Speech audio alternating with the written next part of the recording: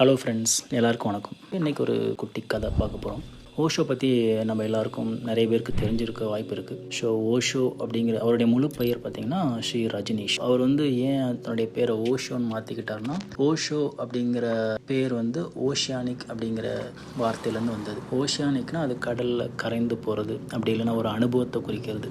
இன்றைக்கி நம்ம பார்க்க போகிற கதை நம்பிக்கை அடிப்படையாக கொண்டது. ஒரு நாத்திகன் ஒரு மலை உச்சியில் நடந்து போயிட்டு இருக்கும்போது கால் தவறி கீழே விழுந்திருக்கான். அதனால் ஒரு மரக்கிளையை பிடிச்சி தொங்கிட்டு இருக்கான். அப்போ கூட அவனுக்கு கடவுள் நம்பிக்கை வரல. சரி, இவ்வளோ நாள் நம்ம கடவுள் மேலே நம்பிக்கை வைக்கல, ஸோ இதுக்கு மேலே நம்பிக்கை வச்சு என்ன ஆக போகிறது அப்படின்னு சொல்லி யோசிச்சுக்கிட்டே, சரி இருந்தாலும் ஒரு நம்பிக்கை வச்சு பார்ப்போமே அப்படின்னு சொல்லிட்டு கடவுள் அழைக்கிறான். அப்புறம் அங்கேருந்து எந்த ஒரு சத்தமே வரல. மறுபடியும் கடவுளை கூப்பிட்றான். கடவுளே, நான் இப்போ உங்களை நம்புகிறேன், நீங்கள் மட்டும் என்னை இப்போ காப்பாற்றினீங்கன்னா அடுத்த செகண்ட்லேருந்தே நான் உங்களை நம்ப ஆரம்பிச்சிடுவேன் அப்படின்னு. அதுக்கு எந்த குரலுமே எதிரொலிக்கல.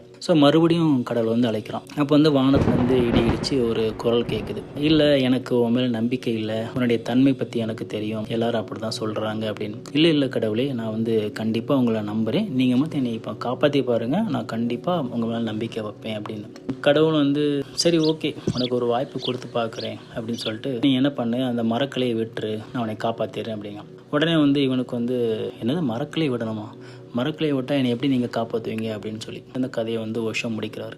இந்த கதை மூலயமா அவர் என்ன சொல்ல வர்றாரு அப்படின்னா, ஒரு நபர் மேலேயோ, கடவுள் மேலேயோ, ஆன்மீகத்து மேலேயோ, இல்லை நம்முடைய ஒரு இலக்காக இருக்கட்டும், அதை அடையணும் அப்படின்னா நம்ம நம்பிக்கை வைக்கணும். முழுசாக நம்பிக்கை வச்சா மட்டும்தான் அதோடைய பலன் நமக்கு கிடைக்கும்.